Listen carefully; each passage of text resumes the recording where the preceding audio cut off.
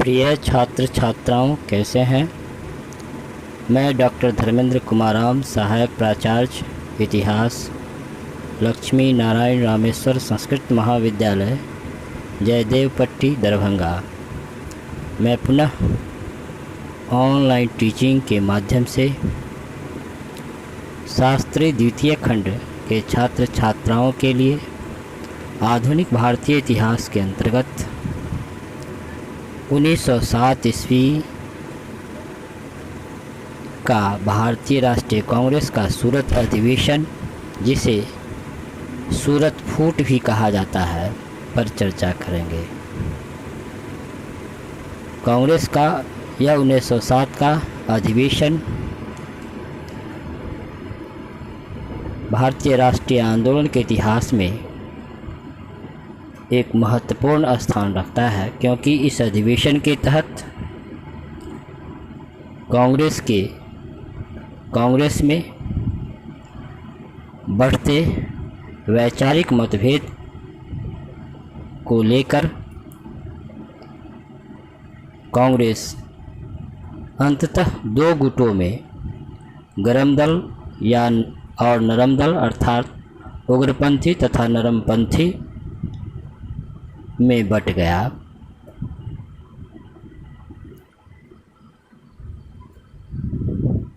जैसा कि हम लोग जानते हैं, 1905 ईस्वी के बंगाल विभाजन, जिसे बंगभंग भी कहा जाता है, के पश्चात उत्पन्न परिस्थितियों का एक प्रत्यक्ष परिणाम यह हुआ कि भारतीय राष्ट्रीय कांग्रेस के भीतर नरम दल और गर्म दल के बीच बढ़ते विरोध, विशेषकर वैचारिक विरोध और तेज हो गया, जिसके फलस्वरूप 1907 ईस्वी के सूरत अधिवेशन में कांग्रेस दो गुटों में या दो भागों में बट गया। हालांकि भारतीय राष्ट्रीय कांग्रेस का यह अधिवेशन नागपुर में होना था।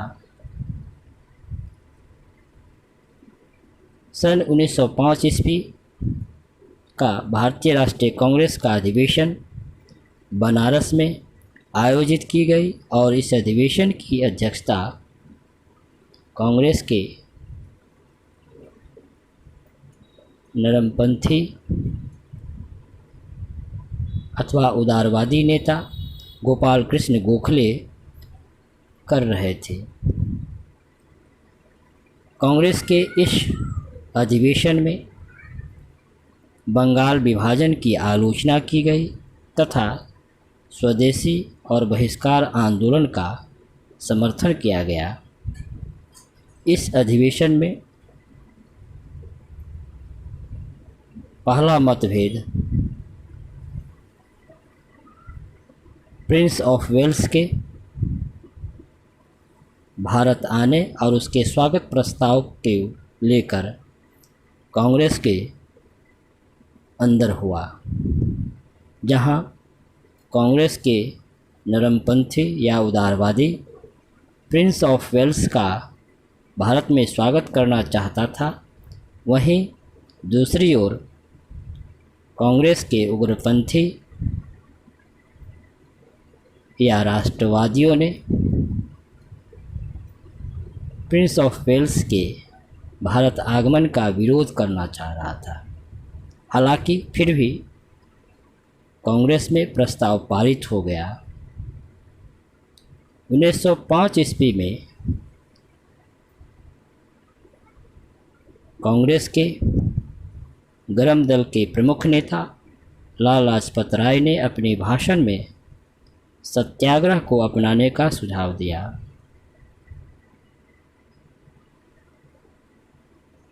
कांग्रेस के दोनों गुटों के बीच दरार 1906 ईस्वी के कांग्रेस अधिवेशन में और अधिक बढ़ गया, जहां बाल गंगाधर तिलक जैसे राष्ट्रवादियों का सुझाव था कि लाला लाजपत राय को कांग्रेस का अध्यक्ष बनाया जाए, वहीं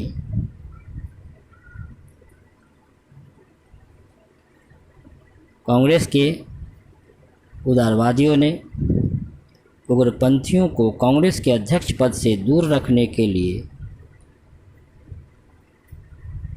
कांग्रेस के उदारवादी नेताओं ने वयोवृद्ध नेता दादा भाई नौरोजी को कांग्रेस का अध्यक्ष बनाया, जिसका कांग्रेस के दूसरे गुट उग्रपंथी या राष्ट्रवादियों ने जमकर विरोध किया।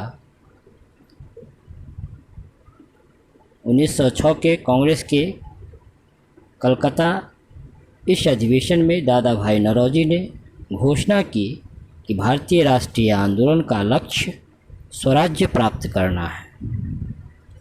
कलकत्ता अधिवेशन में राष्ट्रवादी चाहते थे कि बहिष्कार आंदोलन सारे भारत में चलाया जाए, लेकिन वहीं दूसरी ओर कांग्रेस के उदारवादी या नरमपंथी इसे कांग्रेस तक ही सीमित रखना चाहते थे। इन बातों को लेकर भी कांग्रेस के इन दोनों गुटों में दिन प्रतिदिन मतभेद व विरोध बढ़ता गया। कलकत्ता अधिवेशन के बाद अगले अधिवेशन में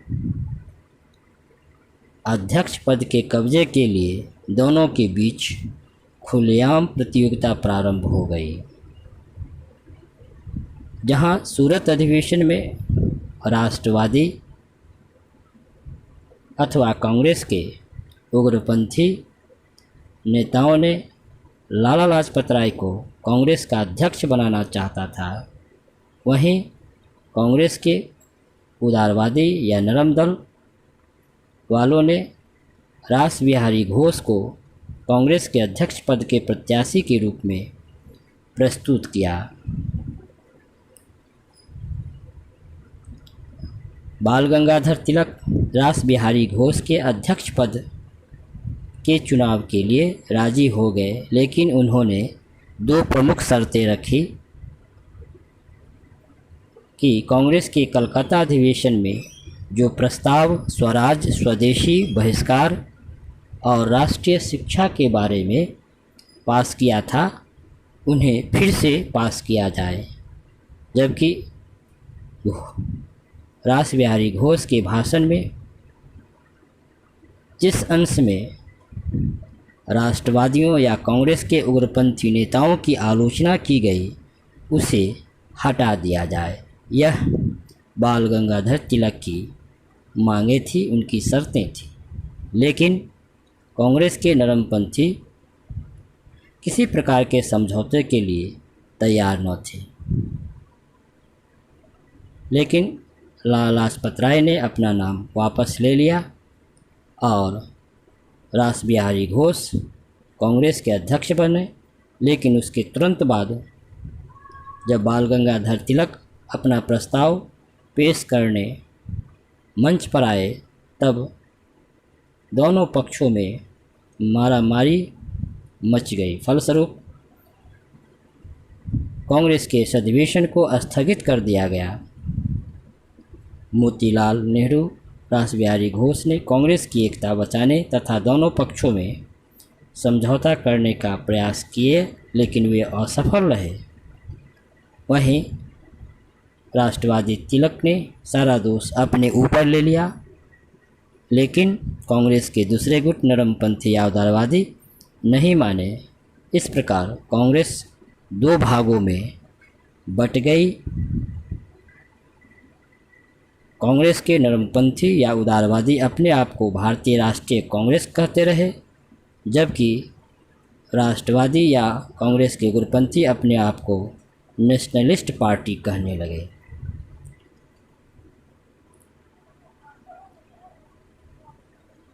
उन्नीस 1908 ईस्वी में इलाहाबाद में एक सम्मेलन कर कांग्रेसियों ने बैठकों को आयोजित करने की एक नियमावली बनाई, जिसके द्वारा गरम दल वालों के लिए कांग्रेस के द्वार या राष्ट्रवादियों के लिए कांग्रेस के द्वार बंद कर दिए गए और कांग्रेस का सूरत अधिवेशन स्थगित हो गया था। अतः इसी अधिवेशन को मद्रास में पुनः आयोजित किया गया और यहाँ भी कांग्रेस के अध्यक्ष रास बिहारी घोष बनाए गए थे।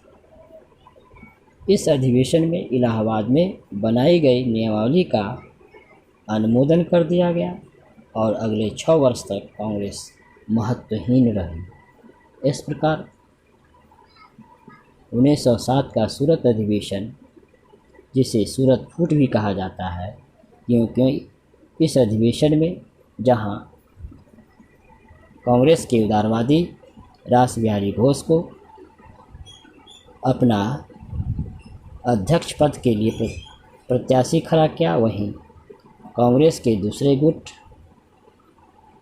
उग्रपंथी या राष्ट्रवादियों ने लाला लाजपत राय को कांग्रेस के अध्यक्ष पद के लिए अपने नाम प्रत्याशी के रूप में रखा, जिसके कारण कांग्रेस के बीच वैचारिक मतभेद दिन प्रतिदिन बढ़ता गया और जिससे अंततः 1907 के सूरत अधिवेशन में यह वैचारिक मतभेद कांग्रेस के 2 गुटों के रूप में गरम दल और नरम दल या राष्ट्रवादी या उदारवादी 2 दलों के रूप में विभाजित हो गया। धन्यवाद।